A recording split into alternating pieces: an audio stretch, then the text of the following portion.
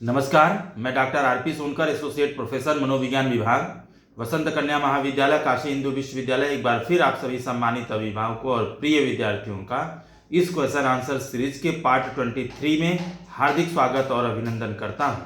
प्रिय विद्यार्थियों, आप सभी ने BHU, UG, PG and PhD admission से संबंधित बहुत सारे सवाल किए हैं, बहुत सारी जानकारियां मांगी हैं। प्रिय विद्यार्थियों, मैं आपको बीएचयू एडमिशन से संबंधित कुछ महत्वपूर्ण इन्फॉर्मेशन दूं, उससे पहले इससे संबंधित कुछ महत्वपूर्ण अपडेट्स पर एक नज़र डाल देते हैं। प्रिय विद्यार्थियों, यूजी रेगुलर 5th राउंड का जो रिजल्ट है वह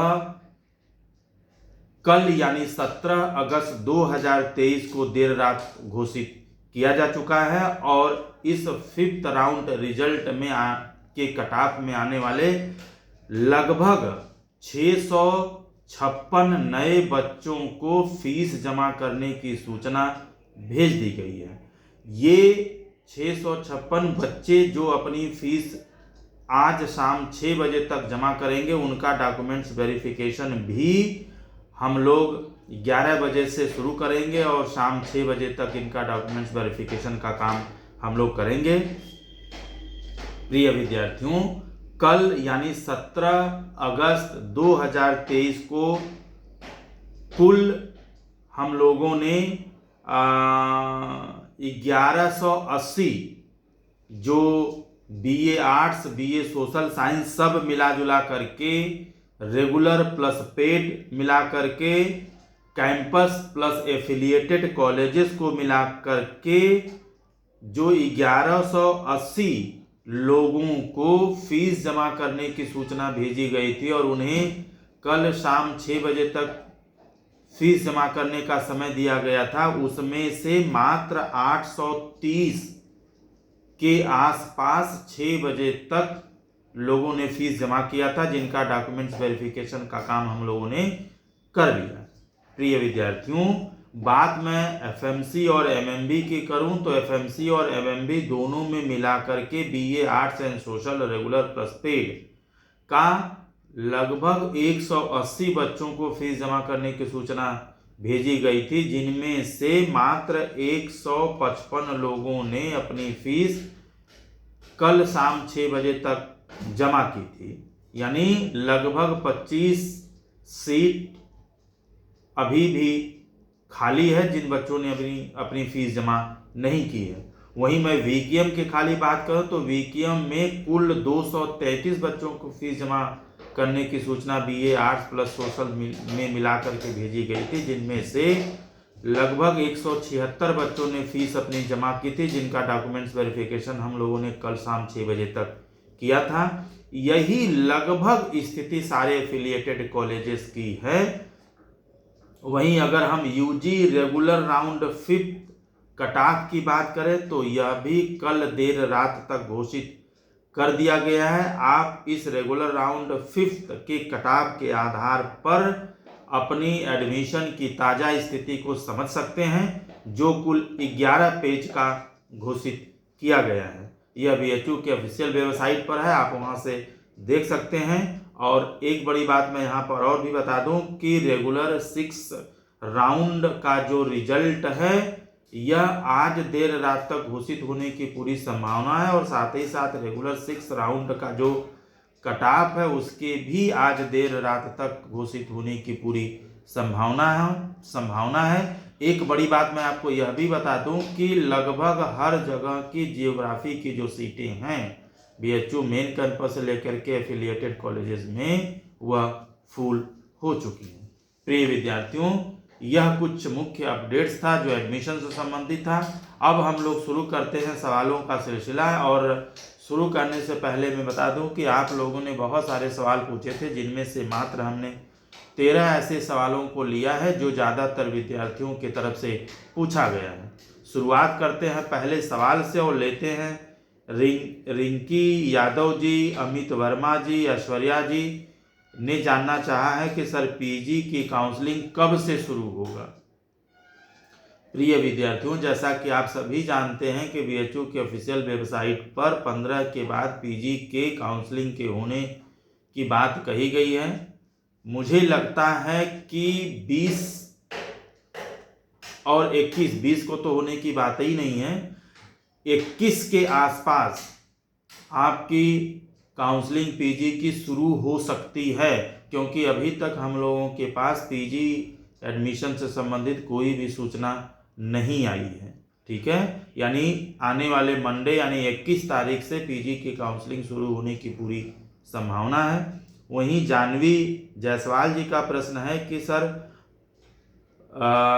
जो सब्जेक्ट हमें पहले मिला था वह माना जाएगा या अपग्रेडेशन के बाद जो सब्जेक्ट मिला है वह मान्य होगा। जानवी जी, यदि आपका अपग्रेड हो करके सब्जेक्ट चेंज होता है, कोर्स चेंज होता है, तो अपग्रेडेशन वाला ही मान्य होगा, क्योंकि इससे पहले जो सब्जेक्ट मिला था उसका कोई मतलब नहीं रहता है जब आपका अपग्रेड हो जाता है। तो लास्ट टाइम तक जो अपग्रेड होता है, जो ऑनर्स आपको मिलता है, जो कोर्स मिलता है, वही मान्य होगा। पीछे वाले कोर्स से कोई मतलब नहीं है। वहीं आकांक्षी साहू जी का प्रश्न है कि सर मेरा नंबर कट ऑफ से ज़्यादा है, उसके बावजूद भी मुझे मैसेज नहीं आया है। प्रिय विद्यार्थियों, इसके कई सारे कारण हो सकते हैं। अगर आपका कट ऑफ ज़्यादा है तो सबसे पहले आपका जो BHU का फार्मूला है BA arts and social science के लिए कि लैंग्वेज का 50% प्लस GT का 100% मिला करके आप स्कोर देखिए। दूसरी चीज़ ये कि आपने जितने प्रेफरेंसेस भरे उन प्रेफरेंसेस के आधार पर आप ऑनर्स वाइज ये देखिए कि जो आप कह रहे हैं कि आपका इंडेक्स इतना है और उससे नीचे वालों को बुला लिया गया और हमें नहीं बुलाया गया है, या कट ऑफ से ज़्यादा उसके बावजूद क्यों नहीं बुलाया गया, तो आप अपने प्रेफरेंसेस को भी अच्छे से चेक करें, क्योंकि जो भी चीज़ें, जो भी सीट अलॉट किया जा रहा है वो आपके इंडेक्स प्लस आपके प्रेफरेंसेस के आधार पर किया जा रहा है। एक चीज़ मैं आपको यहाँ ये भी बता, जैसे मान लीजिए अगर कोई बच्चा है जो 5 प्रेफरेंसेस भरा है और 5 में रेगुलर भरा है, ठीक है, हो सकता है कि किसी बच्चे ने 15-20 या उससे भी ज़्यादा प्रेफरेंस भरा है, तो हो सकता है कि लो इंडेक्स वहाँ तक जाने के कारण उसको मिल गया और आपका प्रेफरेंस कम हो इसलिए 9 मिला हो, ऐसा भी हो सकता है। या आपको यह भी चेक कर लेने की ज़रूरत है कि मान लीजिए कि जिसकी बात आप कर रहे हैं कहीं उसका एडमिशन पेड में तो नहीं हुआ है। अगर आप रेगुलर में भरे होंगे तो आपका एडमिशन सिर्फ रेगुलर में होगा, पेड में आपका एडमिशन नहीं होगा, और आपसे कम नंबर वाले का एडमिशन उसी सब्जेक्ट में, उसी कैटेगरी में, उसी कॉलेज में आपसे कम नंबर पर हो जाएगा पेड में, आपका रेगुलर में नहीं होगा। तो कहीं ऐसी स्थिति तो नहीं है, आप इसको अच्छे से चेक कर लीजिए। या बिल्कुल ऐसा नहीं हो सकता कि आपसे कम नंबर वाले का एडमिशन हो जाए सेम कॉलेज में, सेम ऑनर्स में, सेम कैटेगरी में, और आपका 9 हो, ऐसा संभव नहीं है। कुछ न कुछ चीज़ें छूट रही हैं, मिस्टेक हो रहा है, उसको अच्छे से चेक करिए। वहीं समीक्षा जी का प्रश्न है कि सर UG का एडमिशन अभी कब तक चलेगा। देखिए, UG का एडमिशन हम लोगों को 20 तक पूरा कर लेना था, लेकिन बीच में कुछ दिन एडमिशन की प्रक्रिया को रोक दिया गया था। इससे लग रहा है कि एडमिशन को 100% पूरा करने में यह महीना पूरा चला जाएगा। ठीक है, यानी पूरा अगस्त तक एडमिशन की प्रक्रिया जो है वो चल सकती है। वहीं अमरेश चौरसिया जी का सवाल है कि सर लॉक न करने पर एडमिशन निरस्त हो जाएगा या बाद में वह अपने आप लॉक हो जाएगा। देखिए, यदि आप लॉक नहीं करते हैं तो आपका एडमिशन निरस्त नहीं होगा, कैंसिल नहीं होगा। अगर आप लॉक नहीं करते हैं तो एडमिशन होने तक अपग्रेडेशन की संभावना बनी रहती है, और यदि अपग्रेड होता है तो आपको बेस्ट प्रेफरेंस की तरफ अपग्रेड कर दिया जाएगा, और यदि अपग्रेड नहीं होता है तो आप जहां रहेंगे वहां बने रहेंगे। इससे किसी भी तरह का नुकसान नहीं है, सिर्फ अपग्रेडेशन मिलना न मिलना लॉक करने न करने पर निर्भर करता है। आपका एडमिशन कैंसिल हो जाएगा ऐसा बिल्कुल नहीं है। ठीक है, और रह गई बात कि यह अपने आप लॉक हो जाएगा, तो एडमिशन की प्रक्रिया पूरा होते ही अपने आप लॉक हो जाएगा। ठीक है, वहीं अगला सवाल है, जिन्होंने अपना नाम तो नहीं लिखा है लेकिन इनका प्रश्न है कि सर जिनका किसी कारणवश एडमिशन में जो लोग शामिल नहीं हो पाए या जिनका छूट गया, क्या उन्हें मॉपअप राउंड में मौका मिल सकता है एडमिशन कराने के लिए? देखिए, यदि आप किसी कारणवश अपना रजिस्ट्रेशन नहीं कर पाए या आप अपनी फीस जमा नहीं कर पाए, इस कंडीशन में मॉपअप राउंड शुरू होगा तो आप पुनः रजिस्ट्रेशन कर सकते हैं 1000 रुपये के साथ, और बची हुई सीट पर अपने इंडेक्स के आधार पर एडमिशन पाने का मौका आपको मिलेगा। ठीक है, तो जो सीट बची रहेगी आप उसमें रजिस्ट्रेशन कर सकते हैं, वो आपके इंडेक्स के आधार पर मिल सकता है। इसमें छूटे हुए बच्चे भी रजिस्ट्रेशन कर सकते हैं मॉपअप राउंड के लिए, और साथ ही में लो इंडेक्स वाले बच्चे भी इसमें रजिस्ट्रेशन कर सकते हैं। वहीं रवीश जी का प्रश्न है कि सर टीसी पर काउंटर साइन जरूरी है? देखिए, टीसी जब भी आप अपने कॉलेज से निकलवाते हैं तो उस टीसी पर आपके कॉलेज के प्रिंसिपल का साइन होता है। ठीक है, अगर काउंटर साइन नहीं भी कराते हैं तो आपके टीसी पर आपके प्रिंसिपल का साइन और मुहर है, तो उस कंडीशन में भी आपकी टीसी वैध होती है, इतना से भी काम चल जाएगा। वहीं श्रेया कुमारी जी का प्रश्न है कि सर जिन्होंने पेड नहीं भरा है, क्या उनको भी पेड में एडमिशन का मौका मिलेगा? श्रेया जी, जिन लोगों ने अपना प्रेफरेंस पेड सीट में नहीं भरा है, उनका एडमिशन कभी भी पेड सीट में नहीं दिया जाएगा। ठीक है, आपका नंबर ज़्यादा होने के बावजूद भी आपको पेड सीट में एडमिशन नहीं दिया जाएगा, क्योंकि आपने पेड सीट का प्रेफरेंस भरा ही नहीं है, और सेम कैटेगरी में, सेम कॉलेज में, सेम सब्जेक्ट में आपसे कम नंबर पर पेड सीट में एडमिशन मिल जाएगा, आपको नहीं मिलेगा, क्योंकि आपने पेड में नहीं भरा और दूसरे बच्चे ने पेड में भरा है। ठीक है, तो आप प्रेफरेंस में जो भरे हैं उसी में सिर्फ आपको एडमिशन मिलेगा, न उससे ज़्यादा प्रेफरेंस को शामिल किया जाएगा, न तो पेड में आपको शामिल किया जाएगा यदि आपने पेड में नहीं भरा है तो। वहीं हरिलाल यादव जी का प्रश्न है, ये पूछना चाहते हैं कि सर मेरी बेटी का एडमिशन पीसी कैटेगरी में एएमपीजी में हुआ है, फिटनेस जांच भी हो चुका है, उसके बावजूद भी हमें किसी भी तरह का मैसेज नहीं आया। हरिलाल यादव जी, जैसा कि आप कह रहे हैं कि आपके बेटी का एडमिशन पीसी कैटेगरी में एएमपीजी में हुआ है, तो इसका मतलब है कि डॉक्यूमेंट आपने फीस भी जमा किया होगा, डॉक्यूमेंट्स वेरिफिकेशन भी हो गया होगा, और जो फिटनेस की जांच आप कह रहे हैं वह भी हो चुका है, इसके बावजूद आपको मैसेज नहीं गया है, का मतलब ये है कि आपको अब परेशान होने की ज़रूरत नहीं है। बीएचयू जो मेडिकल टीम होती है वह आपके बच्चों का जो फिटनेस होता है उसको चेक करती है, और बीएचयू मेडिकल कसौटी के आधार पर वो क्लेम यदि आपका सही होता है, यदि आप उस कसौटी में आते हैं तो निश्चित रूप से आपको एडमिशन दिया जाता है, यानी एडमिशन की अगली प्रक्रिया में आपको शामिल कर लिया जाता है। यदि किसी तरह का जांच में गड़बड़ी होती तो आपके पास कैंसलेशन का मैसेज चला गया होता। ठीक है, आपके पास नहीं जाने का मतलब, जहां तक मुझे लग रहा है कि आपका जो जांच है वह सही पाया गया है और इस आधार पर आपका एडमिशन हो चुका है। ठीक है, कंफर्म है। वहीं अगला सवाल लेते हैं जो इच्छित श्रीवास्तव जी की तरफ से किया गया है, और ये लिख रहे हैं कि सर मैं EWS से हूँ, मेरा जो एडमिशन है वह जनरल कैटेगरी में हो गया है, ऐसा क्यों हुआ? क्या आगे भी या अगले राउंड में भी मुझे जनरल कैटेगरी की तरह से ट्रीट किया जाएगा? जैसा कि इच्छित श्रीवास्तव जी ने क्या है पूछा है कि मैं EWS कैटेगरी से हूँ और मेरा एडमिशन जनरल कैटेगरी में हो गया है, तो मैं आपको बता दूं कि आप OBC हो, SC हो, ST हो, EWS हो, यदि आपका नंबर जनरल कैटेगरी के कटाव के बराबर आता है तो आपको प्रमोट करके अपनी कैटेगरी से जनरल कैटेगरी में एडमिशन मिलता है। तो यदि आपका नंबर, आप EWS कैटेगरी से हैं लेकिन आपका इंडेक्स उस सब्जेक्ट में होने वाले जनरल के एडमिशन के कटाव के बराबर होगा, इसलिए आपका एडमिशन जनरल कैटेगरी में कर दिया गया है। इसका मतलब नहीं है कि आप EWS आपकी कैटेगरी चेंज हो गई और अब से आप जनरल हो गए, ऐसा नहीं है। आप EWS कैटेगरी के ही रहेंगे, आपके इंडेक्स की वजह से आपको एडमिशन जनरल कैटेगरी में मिला है, तो आपको परेशान होने की जरूरत नहीं है। रह गई बात कि आपको आगे भी जनरल कैटेगरी की तरह से ट्रीट किया जाएगा, तो यह आपके इंडेक्स पर डिपेंड करता है।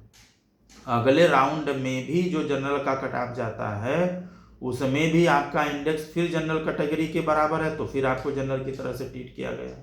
और अगले राउंड में आपका इंडेक्स जनरल कैटेगरी के इंडेक्स से कम है, तो उस कंडीशन में आप अपने कैटेगरी में यानी EWS में आ जाएंगे। इस बार आपको जनरल कैटेगरी में एडमिशन नहीं मिलेगा। वहीं रोशन कुमार जी का सवाल है कि सर फिजिकल वेरिफिकेशन कब होगा।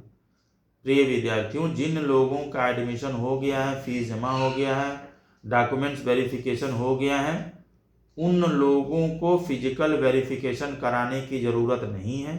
आपके पास सीधे पोर्टल पे मैसेज आएगा जिसमें आपको रिमेनिंग फीस जमा करने के बारे में रहेगा और आपको अपने सारे ओरिजिनल डॉक्यूमेंट्स के साथ प्लस एक सेट फोटो स्टेट सेट के साथ संबंधित कॉलेज में किसी एक डेट पर दिए गए समय के अंदर जाकर के वेरिफिकेशन कराना होगा, रिपोर्ट कराना होगा। यह प्रक्रिया अभी नहीं कराई जा रही है क्योंकि फर्स्ट राउंड में भी जिनका एडमिशन हुआ है उनको रिपोर्ट करने का अभी टाइम नहीं दिया गया है। तो आपको परेशान नहीं होना है, आपको सिर्फ और सिर्फ एक ही काम करना है कि यदि आपके पास मैसेज जाता है तो आप अपनी कमिटमेंट फीस जमा करिए, डॉक्यूमेंट्स अपलोड करिए और डॉक्यूमेंट्स से संबंधित जो मैसेज आपके पास जाता है यदि वेरिफिकेशन में सही हो जाता है तो अब आपको अगले मैसेज का इंतजार करना है, परेशान कुछ नहीं होना है। और यदि इनकम्प्लीट होता है तो रिक्वायर्ड डॉक्यूमेंट्स को आपको उपलब्ध कराना है। ठीक है, आपको और भी किसी तरह से परेशान होने की ज़रूरत नहीं है। वहीं वर्षा झा जी का प्रश्न है कि सर पेड से रेगुलर में भी कोई कैंडिडेट अपग्रेड कर सकता है। प्रिय विद्यार्थियों, यदि आपने पेड सीट में प्रेफरेंस भरा है और यदि आपने लॉक नहीं, मान लीजिए आपने रेगुलर पेड सब भरा है, ठीक है, और आपको फिलहाल पेड सीट में एडमिशन मिल गया है और आपने लॉक नहीं किया है और जो प्रेफरेंस आपको पेड सीट वाला मिला है, मान लीजिए आपने 6 प्रेफरेंस भरा है और 6वां पेड वाला आपको मिल गया है और 5वां वाला आपने रेगुलर भरा हुआ है, ठीक है। तो मान लीजिए कि अगर आपने लॉक नहीं किया और आपका अपग्रेड होता है और आप अपग्रेडेशन वाले क्राइटेरिया या कटाव में आते हैं तो उस कंडीशन में आपका पेड से 6वां वाले प्रेफरेंस में आपने पेड भरा था तो जस्ट आप 5वें प्रेफरेंस के तरफ जाएंगे और 5वां वाला प्रेफरेंस आपका रेगुलर है, ठीक है। तो यह बात सही है कि रेगुलर से भी आप पेड सीट में अपग्रेड हो सकते हैं और पेड सीट से भी आप रेगुलर सीट में अपग्रेड हो सकते हैं। बात यहाँ पर रेगुलर और पेड की नहीं है, बात यहाँ पर प्रेफरेंस की है। जैसे मान लीजिए आपने 6 प्रेफरेंस भरा है तो आप 6वें से 5वें पर चले जाएंगे और 5वें पर जो भी रहेगा रेगुलर पेड जो भी रहेगा वो आपको सब्जेक्ट मिलेगा, ठीक है। वहीं अगला सवाल है जो इन्होंने नाम तो नहीं लिखा है लेकिन इनका सवाल है कि सर BHU में अटेंडेंस कितने % कंपलसरी होता है। प्रिय विद्यार्थियों, BHU के सभी कोर्सेस में चाहे UG हो, PG हो, आर्ट्स हो, सोशल हो, BCom हो, BSc हो, BLLB हो, BEd हो, कुछ भी हो, सारे सब्जेक्ट में 75% अटेंडेंस कंपलसरी है। कम से कम 75% आपका अटेंडेंस होना अनिवार्य है। यदि इससे कम अटेंडेंस आपका होता है तो आपको एग्जामिनेशन में शामिल होने का मौका नहीं मिलेगा, आपको एग्जामिनेशन देने से रोक दिया जाएगा। प्रिय विद्यार्थियों, मैंने अपने तरफ से आपके द्वारा पूछे गए सभी सवालों का सही और वैध जानकारी देने की पूरी कोशिश की है। फिर भी किसी तरह का सूचना परिवर्तन होता है तो BHU द्वारा बनाया गया मापदंड ही मान्य होगा, क्योंकि BHU की तरफ से कोई आधिकारिक सूचना नहीं है, बल्कि मैंने अपने अनुभवों के आधार पर आपके सारे तरह के प्रश्नों की जानकारी देने की पूरी कोशिश की है। इसके बावजूद भी आप BHU एडमिशन से संबंधित विस्तृत जानकारी लेना चाहते हैं तो BHU की ऑफिशियल वेबसाइट bhuonline.ac.in पर भी विजिट कर सकते हैं। एडमिशन से संबंधित कोई सवाल है या कोई जानकारी चाहते हैं तो आप कमेंट बॉक्स में लिख सकते हैं। जैसे ही एडमिशन से संबंधित कुछ नया और अपडेट आता है मैं निश्चित रूप से हमेशा की तरह आपके साथ पहुंचाता रहूँगा। तब तक आप सभी लोग खुश रहें, अपना ख्याल रखें। आप सभी को एडमिशन की बहुत बहुत शुभकामनाएं।